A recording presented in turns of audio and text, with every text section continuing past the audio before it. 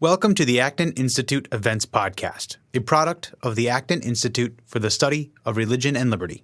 I'm Gabriel Jaja, producer.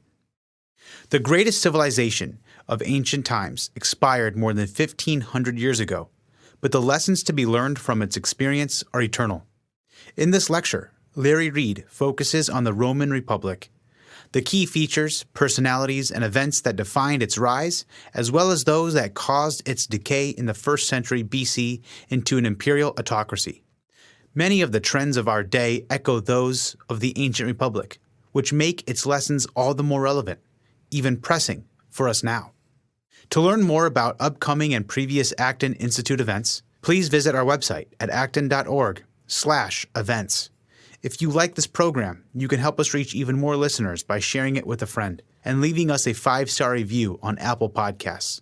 We welcome your comments as well. Acton Institute Events is available on Apple Podcasts, Google Podcasts, Spotify, Stitcher, or wherever you listen. Thank you, ladies and gentlemen. I appreciate once again the opportunity to be at an Acton event. I was here just 2 months ago for Acton University again, which is always an annual delight to be a part of.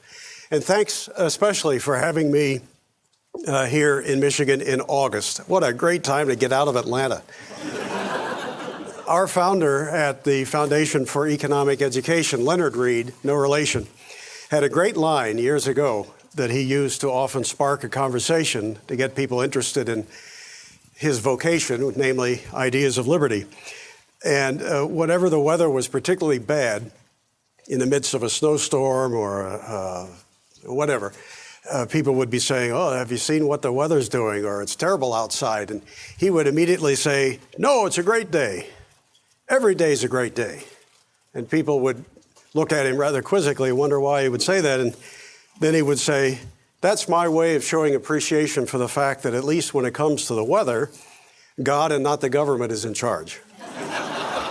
And so I'm grateful, like he was, for whatever the day brings, and glad that as bad as the weather might be on any given day, that it's still not something that government is in charge of.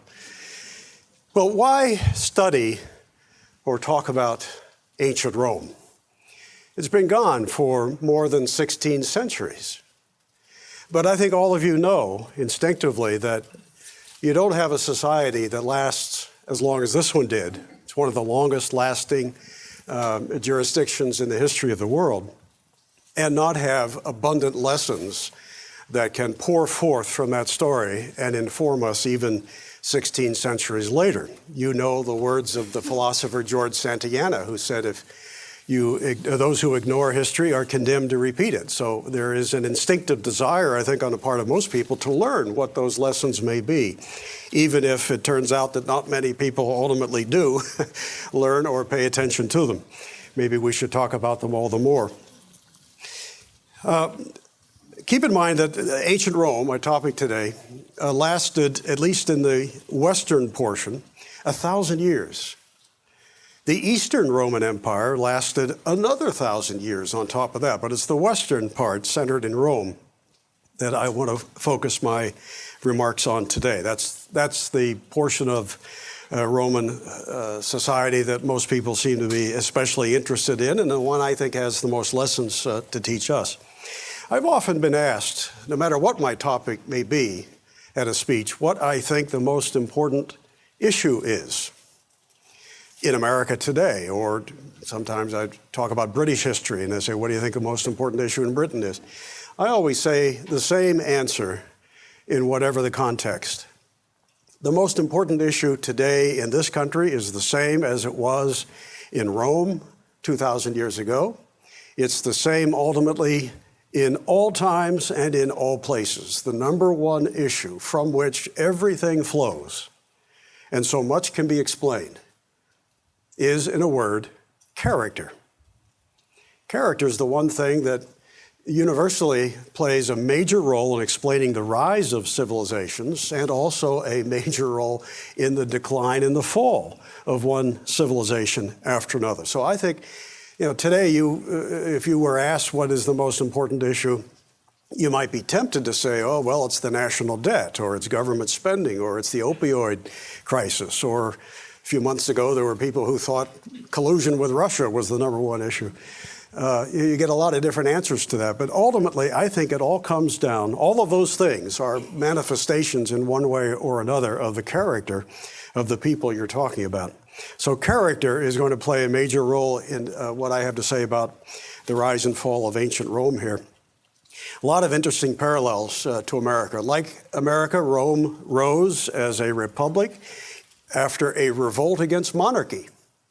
In 509 B.C., the Romans overthrew their king and his Etruscan allies from North Italy, overthrew them, and at that point the Romans basically said, we're tired of one-man rule, we don't like the concentration of power, so what we're going to set up is something that proved to be rather unique in the history of the world to that date, a republic. The Romans said, we're going to make sure that power is not concentrated any longer in the hands of a single person. We're going to disperse it. And we're going to do that by creating two positions at the top called consul, and they will share the power that that top position will bestow upon them. And we're going to limit them to 1-year terms. And the decisions of one, the Romans established, will be vetoable by the other. So they had to come to some consensus in order to get anything done. But this was the Romans' way in the early republic of saying, no one person is going to have the kind of power that we finally got rid of in 509 B.C. At the same time they created that dispersion of power at the very top, they limited what those consuls could do, as well as the time in which they could do it, to 1 year. But they also created a Senate. Admittedly, not the most representative body in the history of the world. It was pretty much wealthy families in that body who had a long history of service in one form or another to Rome or in business. But they, at the same time, created popularly elected assemblies and shared some of the political power with the Senate. They created things that we know of today, even by their ancient Latin terms, habeas corpus being a leading example. Term limits, as I mentioned in the case of the consul and other positions as well. They had a constitution. Although, like that of Great Britain, it was not a written one, it was an unwritten constitution, but it was powerful. It was powerful because there was consensus on it. It became rooted in custom, and it became something that you violated or attempted to violate at your peril. Romans had separation of powers across various branches of the government in those early days. The establishment of a republic did that. There was something that Romans themselves called mos maiorum. They talked about it a lot. They taught it. They regarded it as the glue that held them together. Mos maiorum was the legal principles rooted in moral principles that they shared. This is the origin of such terms as gravitas, very much a part of this mos maiorum mentality, which meant dignified self-control. Fides, from which we derive the word fidelity. It meant trustworthiness, keeping your word, being honest in your dealings. These and other character traits were very much a part of what Romans thought defined them as Romans and held them together, these shared values in the early centuries, in fact, of the ancient republic. There was a widespread respect as part of mos maiorum for the individual and for his property and for his rights. This would not always be the case, but it certainly was in the early stages of the Roman Republic.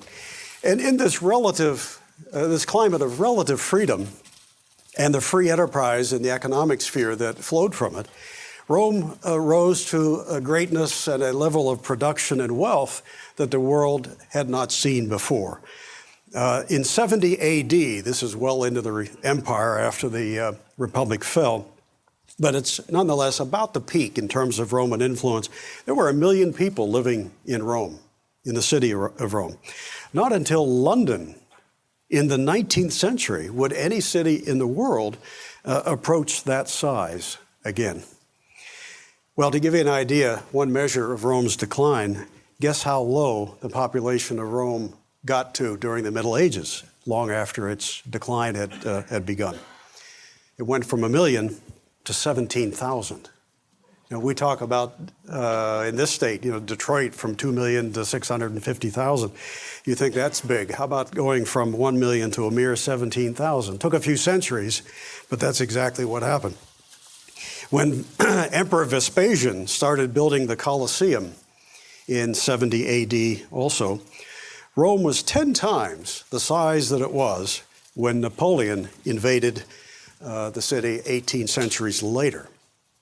And by the way, that Colosseum, which many of you have probably visited, seated some 45,000 people with another 20,000 for standing room, a monumental achievement for 2,000 years ago. In 100 AD, you could travel from Egypt to France on paved roads, Roman roads, with only one currency and one passport in your pocket. Aqueducts reached 60 and 70 miles from the countryside into the cities, Rome in particular. More fresh water per person arrived in Rome by aqueducts at that time than would be the case at any time in Rome later until the 1950s. It's incredible. Roman road building, of course, is legendary, with portions of the old Appian Way still visible and travelable to this day.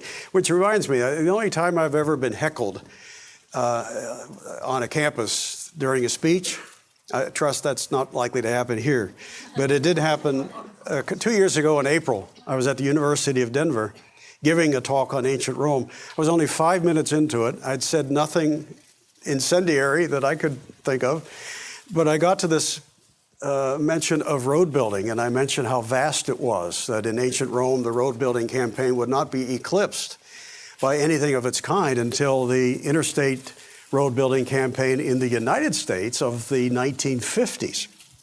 And it was at that point, literally less than 10 minutes into my talk, when a student shouted from the audience, "That's not true."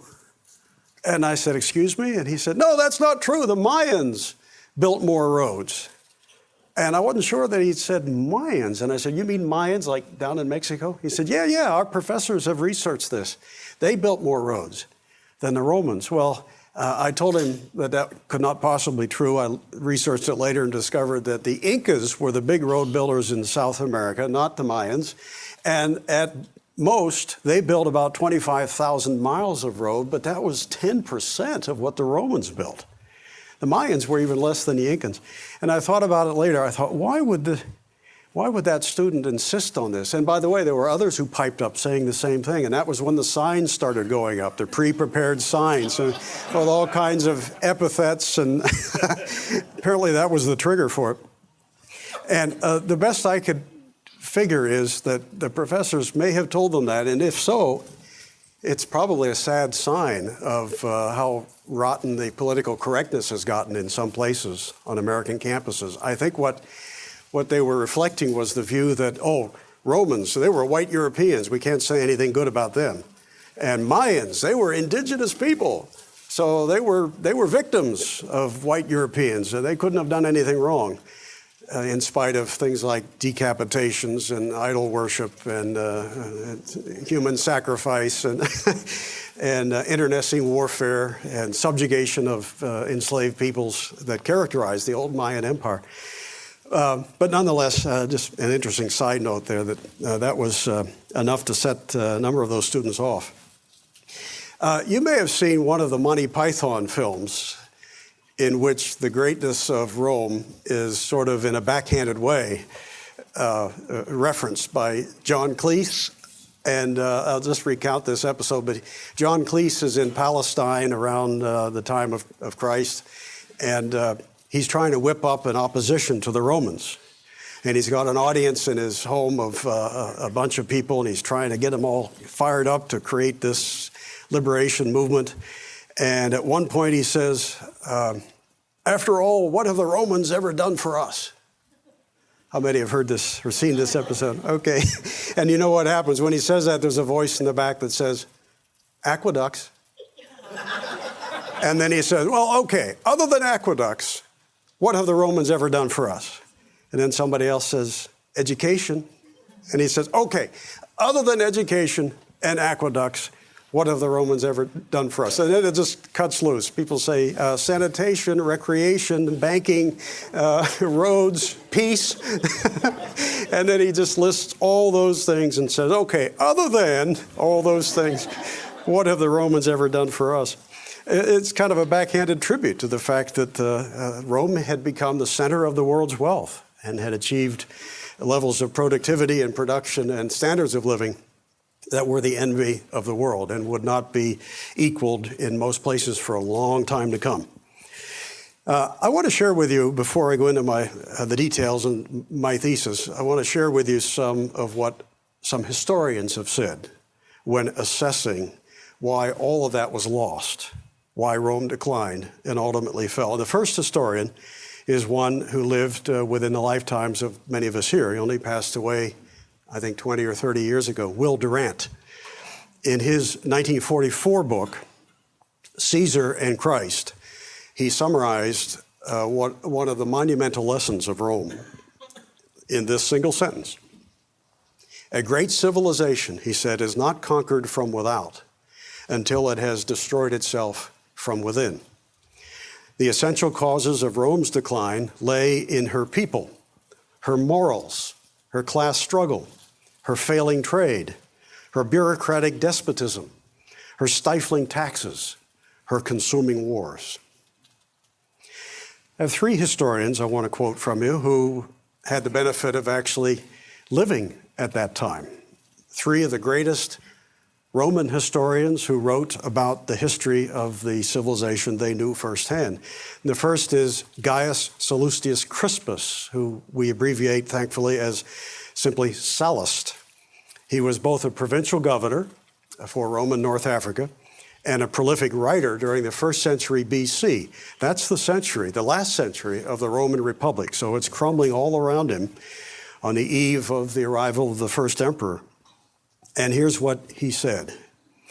Ambition prompted many to become deceitful, to keep one thing concealed in the breast and another ready on the tongue, to estimate friendship and enmities not by their worth, but according to self-interest, and to carry a specious countenance rather than an honest heart. That's a commentary on character, isn't it? An erosion of character. He also wrote this, when sloth has introduced itself in the place of industry, and covetousness and pride in that of moderation and equity, the condition of a state is altered together with its morals, and thus authority is always transferred to the less deserving. Does that ring a bell? A century after Sallust wrote, Gaius Cornelius Tacitus, who practiced law, served in the Roman Senate, wrote well enough and so much that he's considered one of the greatest historians of antiquity. He lamented the demise of the liberties of the old republic at that point and the rise of the emperors of dubious character. And he noted, lust of absolute power is more burning than all the passions. You know, if I had to identify a single character trait responsible for more destruction than perhaps any other, I think I'd say power, the lust for it. What is that? The lust for power is the desire to rule over others, to tell them what to do, to push them around, to take their stuff, to be in charge.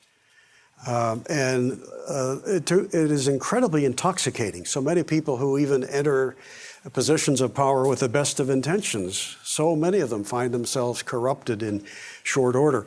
This very institute here is named for, of course, a man who had a famous observation about power. Lord Acton, power corrupts and absolute power corrupts absolutely.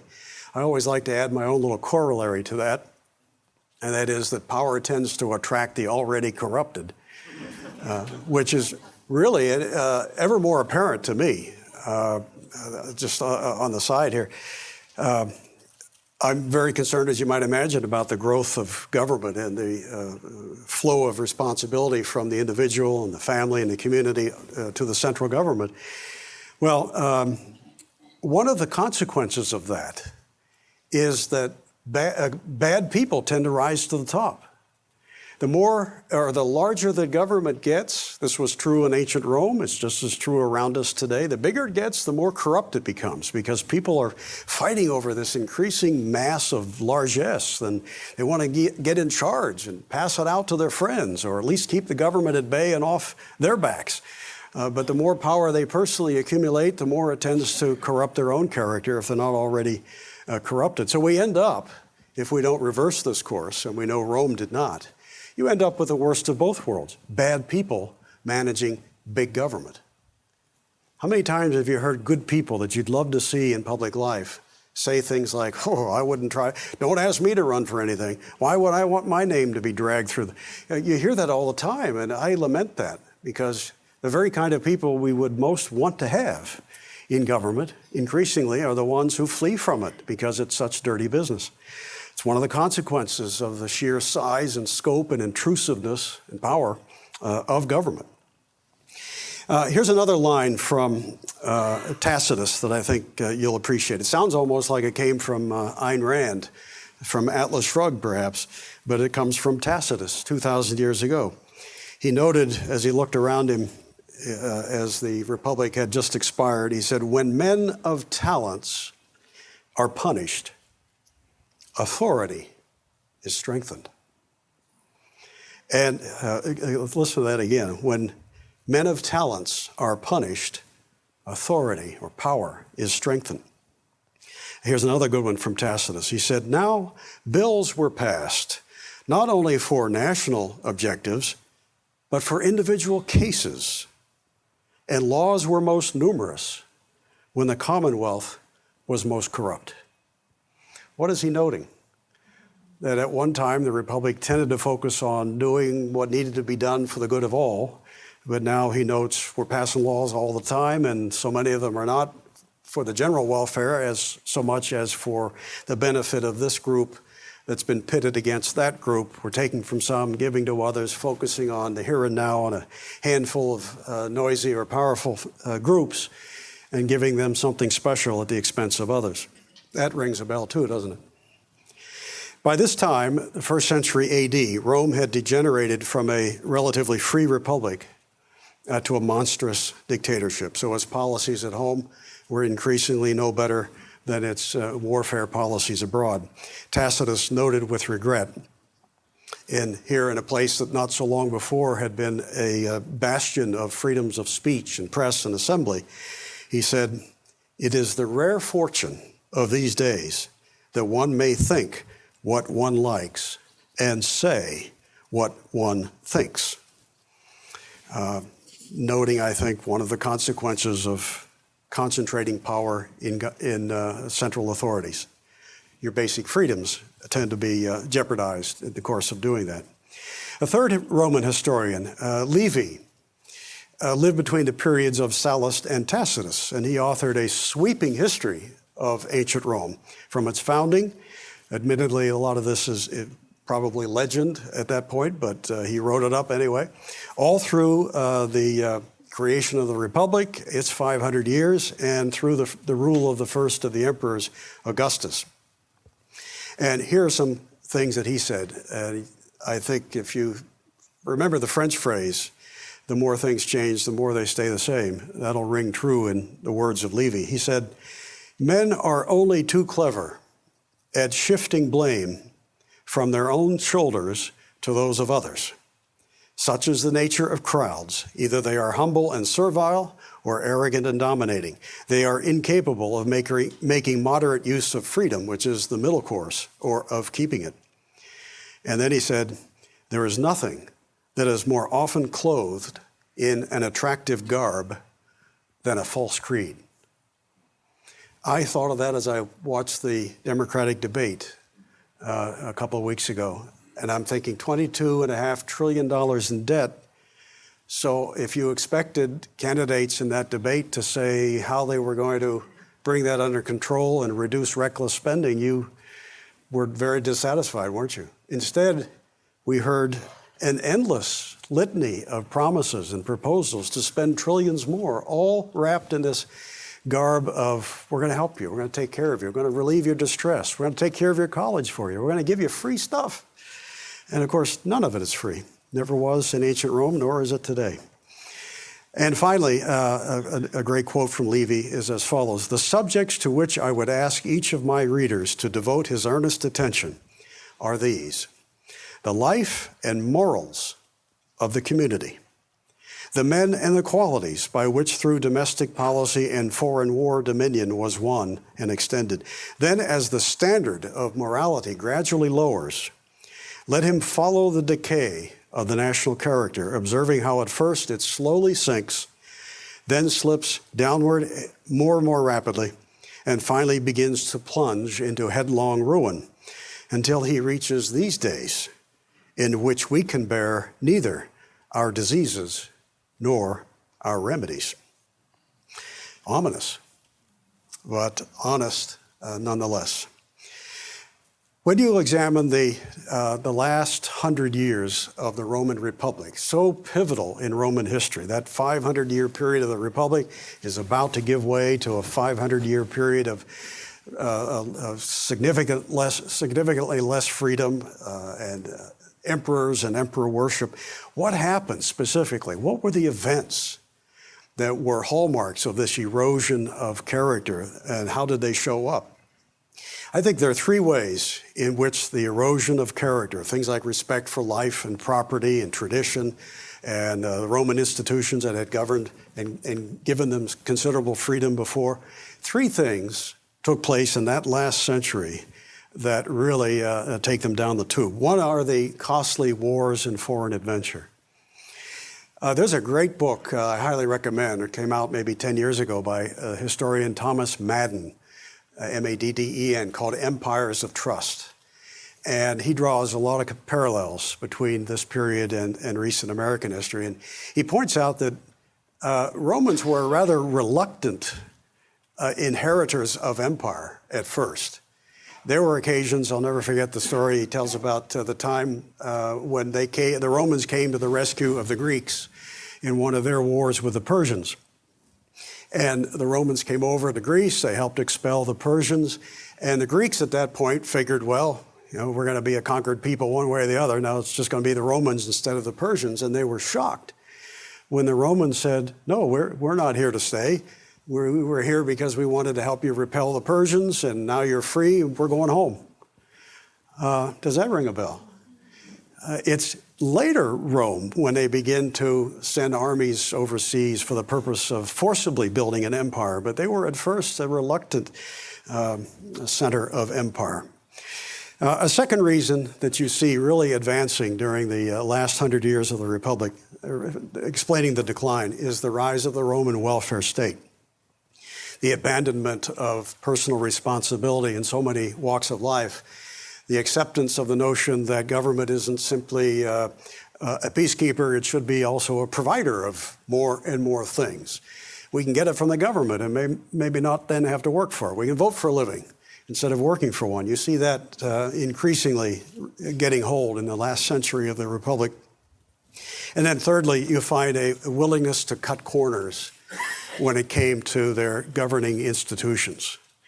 For the first few hundred years, if you were caught even hinting that you'd like to be a king, or you'd like to be in charge, or that you thought the Constitution was just a dead letter, you could do whatever you wanted in government anyway, that you did that at great political peril.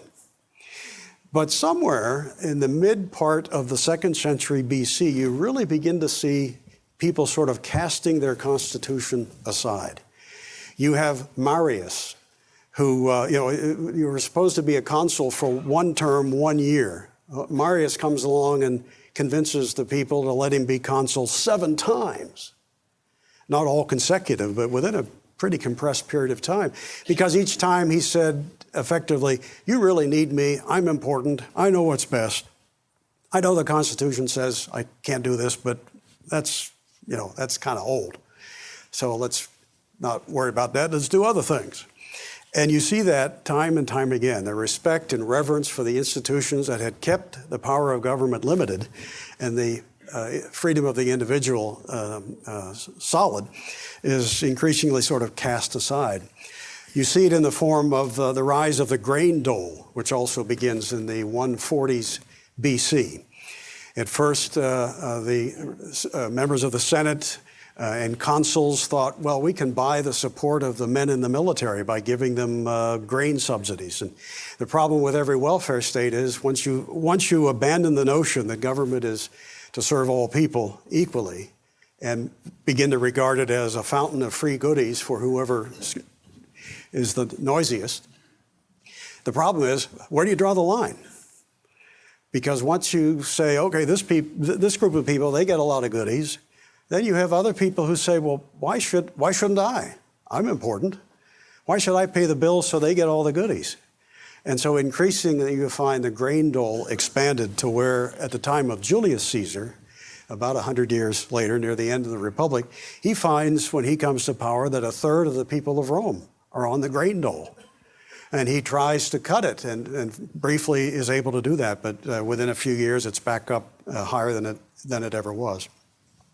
If I had to be asked, well, what one event would you say marks the end of the Republic, to be followed by that 500 years of increasing tyranny we know as the empire? You know, some historians would say, well, it was when Julius Caesar was named by the Senate emperor for life. I wouldn't agree with that because that only lasted a month until he was assassinated. And there was a chance, because the assassins were friends of the old Republic, there was a chance maybe some lost freedoms could be restored and power might not be concentrated in one man. But of course that wasn't to be. Mark Antony maneuvered to succeed Caesar and to make himself emperor for life. Other historians would say, well, maybe 27 AD. 43, I think, or 44 was when Caesar was briefly named emperor for life. 27 BC is another important year because that's when Augustus becomes the first emperor.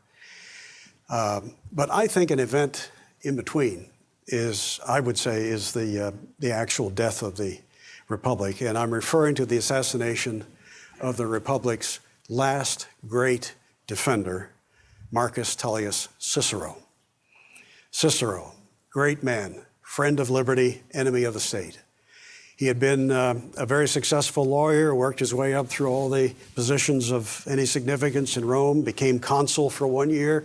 During that time, he snuffed out a conspiracy to overthrow the Republic, the Catiline conspiracy, saved Rome, was named the father of the country, given extraordinary powers briefly for that job. He could have kept them and said, well, you really need me like Marius did. But 1 year was up and he walked away. He gave up power in defense of the Republican institutions he revered. Caesar tried to convince him to join a triumvirate and share power. He refused. He denounced that kind of thing. Later, Mark Antony entertained briefly the notion maybe he could talk Cicero into joining something similar. Cicero not only refused, he went to the Senate as a retired politician at that point, delivered 14 speeches you can read to this day called the Philippics, 14 speeches in which he denounced Mark Antony as the greatest danger of Roman Republican liberties. He was a tyrant in waiting. And that's what prompted then Mark Antony to send an assassin for him. And it was in December of 43 BC when the assassin found his mark and beheaded Cicero. It was all downhill from there. With the coming of Augustus, he's the first emperor. He kind of retained some of the trappings of the old republic, but he really is in charge. And then subsequent emperors will toss aside most of those pretenses as well and gather ever more power to themselves. I want to close with just a few important events in that empire period that underscore how the problems that led to the republic's decline only worsened under the empire. I mentioned the welfare state. In 91 AD, Emperor Domitian, in an effort to raise the price of wine, orders the destruction of half of the vineyards in various Roman provinces. Sounds like the AAA of 1933 to me. You also had a period in that first century AD where there was a financial crisis, And the Roman government responded by issuing massive quantities of loans at zero interest. And about that time, shortly thereafter, with the pressure so great from Roman spending and all these loans and so forth, the Emperor Nero begins the process of debasing the currency of Rome. I mean, how do you pay for all this stuff? They're going to war for all kinds of reasons. They're throwing dole at all kinds of people. They're putting people on the public payroll. Well, you can raise taxes, which they did, but ultimately the pressure to cheat on the currency is so great. Nero begins the process. The denarius was 94% silver at the start of Nero's reign. Within 200 years, the silver content of the currency had fallen to 0.02%, just a speck of silver. The rest was cheap junk metals that they had flooded the country, the empire with, causing a cyclonic superinflation. Those are the terms of a historian named Max Shapiro. He talks about a cyclonic superinflation of the 4th century when prices were soaring at the twinkling of an eye, value of Roman currency falling through the floor. And guess what they did in response to soaring inflation? Do you think they said, oh, well, we better balance the budget and quit ripping off people through eroding their currency? No, the Emperor Diocletian in the year 301, you can see this at the Smithsonian.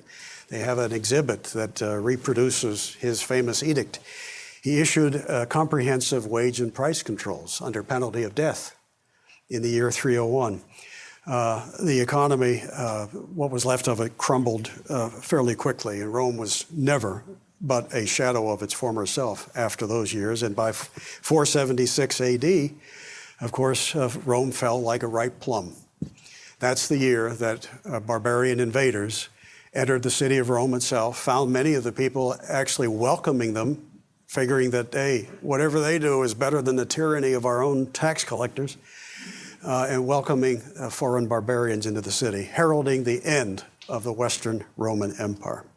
I hope I've said enough to prompt some questions. I've kind of summarized a lot of years of history in 35 minutes, but with that, I'll close and open it up to some questions.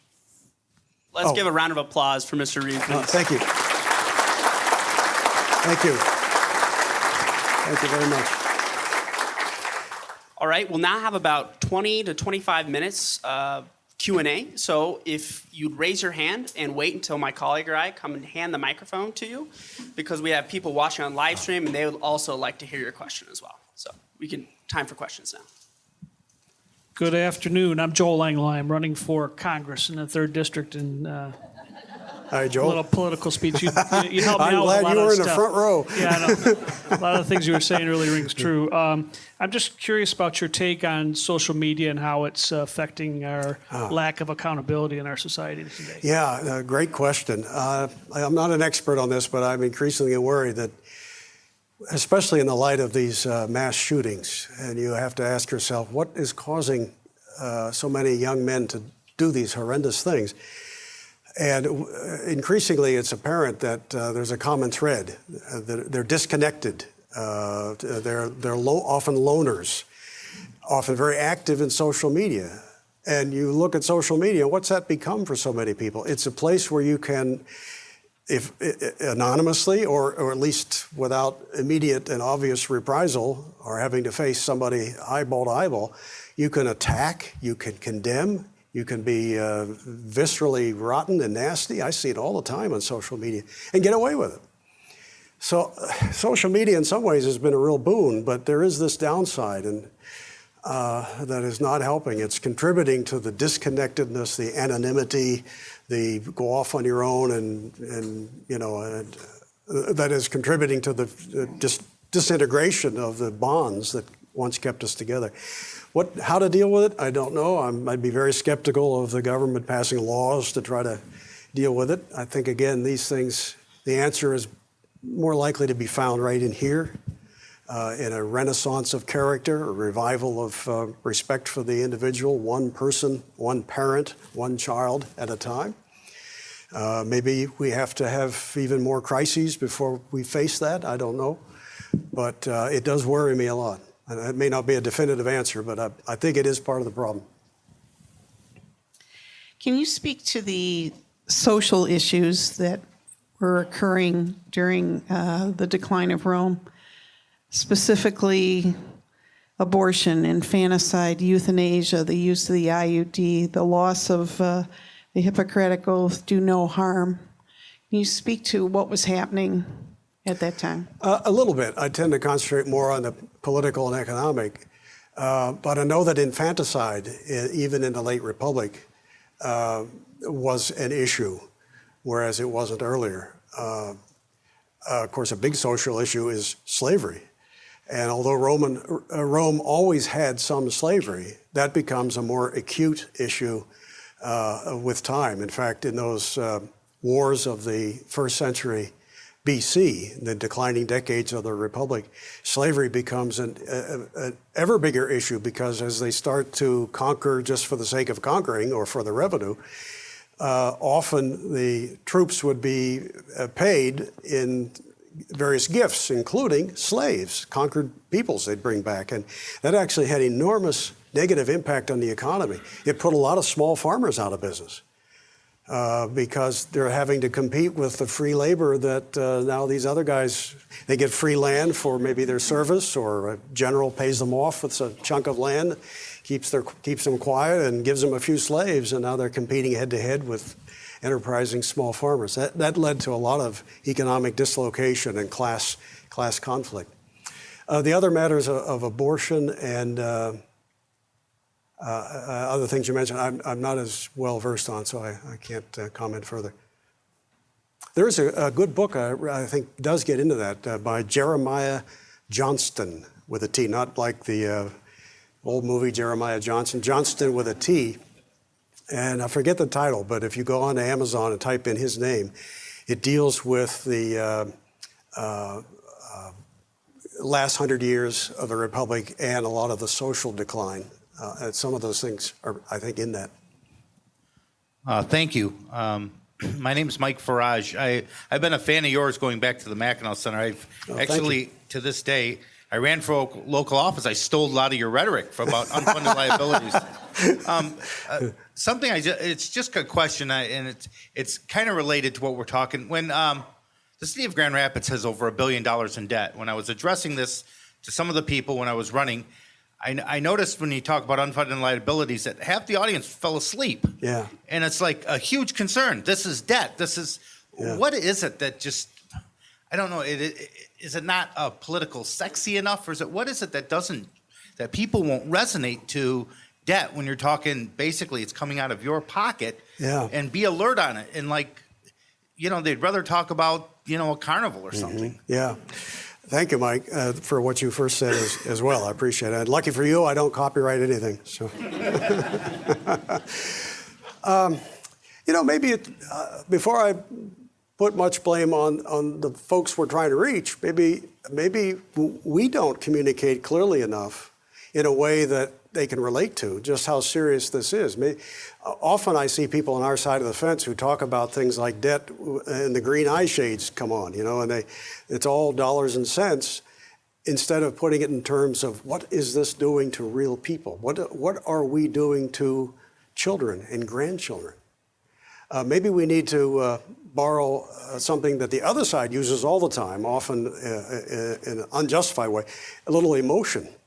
And talk about, hey, if this doesn't interest you, well, then you need to shake your conscience up a little bit. Why doesn't it interest you that your children and grandchildren may find themselves so burdened with the debts of your bills that they may not make it in life? They may be saddled with huge burdens because of what we're doing today. Why doesn't that light a fire under you? Maybe we just need to be a little bit more in their face in some of the rhetoric in a polite way to get them to realize how serious this stuff is. This is mortgaging the future of your kids and their kids. That should light a fire under you. Thank you. I'm sorry, how are we deciding? I guess these guys are picking the hands. I have a question for you. You sort of started to address it already, and that is, do you have hope for the future? What can we do to build this better character within our culture and those kinds of things? You started to address it. Yes. Oh, thank you, Anna, for asking that, because if you hadn't, we might have ended on what could have sounded like a pessimistic note, and I'm not a pessimist. I think you have to be optimistic. First of all, nobody knows the future, right? Do you know exactly what's going to happen a day from now, let alone 6 years, 60 years? I mean, we don't know the future, so why get down on it even before it happens? And if you are pessimistic, if you think all is lost, that we just have to go the way Rome did, and there's no turning around, well, then a couple bad things happen. You stop working for what you know to be right, or you don't work as hard for it because you kind of have given up, you know? Nobody works as hard for something they think is lost than they do for something they think is winnable. So you got to convince yourself that good people can make a difference. Doesn't matter what the odds and the obstacles are. We can change. We can change the course of history. It's happened before. The other bad thing that happens if you're pessimistic is that other people then don't want to hear your message. If I came here today and said, I want to sign you all up to work for things like liberty and a revival of character, but by the way, we're going to lose this, you'd all say, well, I might as well just go along for the ride. You know, why bother? Get what I can while I can get it. So for the sake of the future, you need to muster an optimism. And whenever I've had occasion to debate and to have interaction on public forums with people of a very different persuasion, and I love using this tool. If you can't get, say, a socialist to actually turn around and realize, no, that's a bankrupting philosophy, it doesn't go anywhere, it's never worked, that kind of thing. If you can't quite get them to acknowledge any of that, well, just smile and say, well, it's only a matter of time. You're a smart person. At some point, you'll see this. A lot of socialists do. I know a lot more former socialists than I know former free market people. I really do. Did you ever run into anybody who said, you know, I used to think that individual responsibility and freedom was the way to go, but now I think we need to empower government bureaucracies. I think politicians should run our lives. Nobody goes in that direction. So I think Karl Marx, you know, kind of understood this. I have a feeling, nobody knows this for sure, but he's known for coming up with his doctrine of inevitability, you know, where he said, oh, it doesn't matter if you don't like what I have to say, even if you're opposed to the communism I'm promoting, it doesn't matter. History is heading in that direction. It's just going to happen, so you might as well sit back and forget trying to oppose it. I think he understood that that would be a disarming thing, that he might help win the future for his side if he could simply disarm opponents. We need to turn that around and use it on our side, that if there's one thing that may be inevitable, surely it is that people will be what God intended them to be, and that is free and sovereign individuals, people of character who make choices for their lives. I think using that as a tool can be helpful in the battle of persuasion, but I am optimistic. I don't know when things may turn around, but I think it's always important to work for good people, to work for what they know to be right, if for no other reason than for the sake of your own conscience. Don't you want someday, when you're about to check out, to be able to look back in your life and say something like the Apostle Paul did on the night before his martyrdom, when he said, I have run the race, I have finished, wait a minute, he was a lot more eloquent.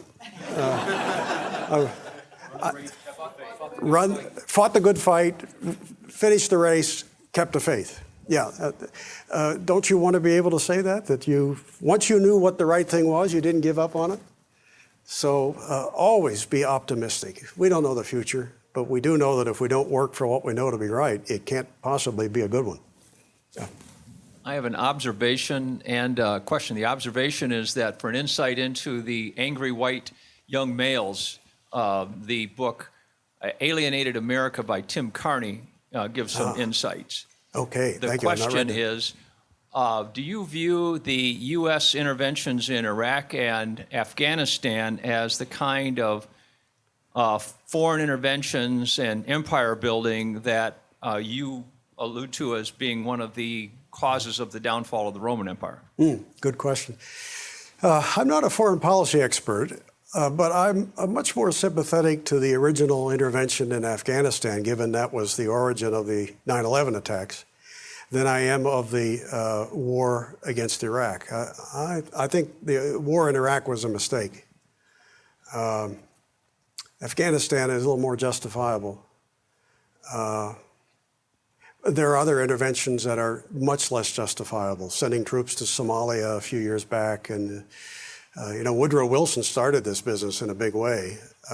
He invaded one country or another in Latin America, something like 15, 18 times. I forget the huge number. We kind of forget that. But the source of a lot of the anti-Americanism in Latin America goes back to Wilson's time, where you didn't have the communist empire to say, we got to keep an eye out on what they might do in our hemisphere. You didn't have that. You just had these little local revolutions and fusses that I don't think were really part of our duty to get involved with. So that's how I'd handle that. Afghanistan, I think, was justified. I'm not sure if 18 years of being there is justified, but the initial invasion was. You mentioned a lot about the economic history of the empire, the Roman Empire. Is there a source that you would recommend that kind of, I don't want to say summarizes it, but actually documents and gives the information? Yeah, there are several. First of all, if you go to the FEE website, fee.org, and type in, say, in the search engine, Rome, and maybe my last name, Reed, very quickly, maybe the first item will be something called Are We Rome? And there I've listed with links quite a few resources, books, articles from a lot of places. So that's in a single place, a lot of what you're looking for right there. In terms of actual books, this is a little hard to find these days because it's old, but you can still get it on eBay, I know. H.J. Haskell, Haskell, wrote a wonderful little book 60 years ago called The New Deal in Old Rome. And as you might imagine, he was drawing parallels with what he saw in the 1930s and what Rome did. That's a good one. More recent, Mike Duncan. He's a fascinating historian who writes for a lay audience, and it's fun reading. The Storm Before the Storm. And it's a history of the last 150 years of the Republic and the period I'm mostly focused on here. His stuff is always good. Michael Grant has written a lot. His stuff's okay. So those come readily to mind, but that single page at fee.org will give you a lot of sources. You being a great historian, Larry, if you could spend 24 hours with a deceased person other than Jesus Christ, which would be an obvious choice, who would it be and why? Oh, thank you, Chuck. That's a question I've often asked. In fact, I wrote about this very thing in my writings on Cicero, so I'll pick him. He's always on my list. I've asked myself many times if I had to pick 10 people, who would they be? And Jesus is always one of them. Cicero's always one. There are a few others that kind of go in and out, but Cicero is one because he was just such a great man, so pivotal. And even though he didn't succeed, you might look back and say, well, everything he did was in vain. He lost his life as well as the Republic. But he gifted us so much. His writings are, we have more of the original writings of Cicero in existence than we have of those of anyone living before 1000 AD. The guy was not only prolific, his stuff still survives, a great deal of it. I would love to have time with him just to ask him, what was it like as you saw your country crumbling all around you? And what motivated you to be so courageous and outspoken when you knew they could take your life in a moment, as they ultimately did? He would be one. Another one would be Leonardo da Vinci. Oh, I don't think I'd have any questions for him. I'd just say, Leo, just talk. And I'll just listen. I don't care what you say. He would be one. Joan of Arc would be another. It's an endless list, but Cicero would be right at the top. Currency devaluation is in the news. What successful ways have nations dealt with and come back from serious inflation and currency devaluation? That's a great question. It's on my mind right now because in January, I have to go to Ecuador to speak on this very subject because it will mark, first week of January marks the 20th anniversary of Ecuador's successful dollarization. Now, this doesn't work for everybody, but in Ecuador, they had, before, if you go back 21 years or so ago, they had inflation that was approaching 100% a year. Not anywhere near as high as the 2 million % in Venezuela right now, but still 100% for a developed, reasonably developed economy was quite the threat. They reversed it by dollarizing, by saying, well, instead of going to, say, a gold or a new Ecuadorian currency, we're just going to, everybody's using dollars anyway in Ecuador. So we're just going to make the dollar our currency. So now if they have inflation, it's because we have inflation. But we've had so little that for 20 years, they've had inflation in the low single digits, just like we have, instead of something approaching 100%. That isn't a permanent answer because it's so dependent upon another country and what it does. But it has proven to be helpful, very helpful and other countries have done something similar. I think the best example in my life, no, not quite my lifetime, just before, Germany, post-World War II. Ludwig Erhard became finance minister. This would be about 1948. And Germany had, of course, was flattened, devastated, demoralized, occupied, divided, and also ripped apart with hyperinflation, which the Soviets were largely responsible for. They were given the task of maintaining or making sure there was currency for Germany after World War II, and they had an interest in keeping Germany weak. So they were inflating the currency. Erhard got in charge, and all of a sudden, on a Sunday night, went on radio, and even though he had not consulted the American occupying forces or the British or the French, he did it on his own over our objections. He announced on radio that the next morning there would be no more price controls, no more rationing, and a brand new sound currency, the Deutschmark. And he said, we're not going to inflate it. We're going to have balanced budgets. We're cutting taxes and tariffs. We're freeing up the economy. And what do we call the next 10 years? The German post-war economic miracle. And it was largely on the foundation of a sound currency, a Deutschmark, not convertible into, say, a precious metal, which I think is often the ideal, but at least with strict limitations on how much the government could print. And with a sound currency and a freer economy, Germany went from defeated and devastated to the richest country in Europe again within a decade. So those, and in American history, if you think, hey, hyperinflations only happen elsewhere, they don't happen here, we had two hyperinflations in American history. One was the continental dollar in the early years of the American War for Independence. We printed, you may recall the old phrase, not worth a continental. We printed paper. We put Ben Franklin in charge of the printing presses, for crying out loud. And he said, okay, we're only going to print $6 million worth. And several $100 million more later, they had to restore convertibility to gold. And we started winning battles by that time because we were paying in honest money. Then the second time was in the American South, when partly because they lost and partly because they printed too much, the Southern Confederate currency went to zero. The Northern greenback currency was cut by 2/3 in value. We had runaway inflation in the North as well. But both times, the result ultimately was a restoration of a gold-backed currency. Congress actually passed a law in 1875 called the Specie Resumption Act that said, beginning on the 1st of January, 1879, they gave themselves 4 years, they said, every greenback we've printed will be backed by gold, and not at a fraction of what we first promised, on par what we promised at the start of the war. And they gave themselves 4 years to make sure the gold reserves were sufficient to do it. And bingo, when the convertibility day came, do you think people rushed to the banks to claim gold for their paper? They didn't. And why? Because they had confidence. Congress had done what it promised. It salted the gold away, promised to redeem. They were ready to do so. People said, okay, as long as it's as good as gold, I'll use the paper. So we've had restoration of sound currency after hyperinflations even in this country twice. Let's give a hand to Mr. Reed. Oh. Thanks, everybody. Thank you.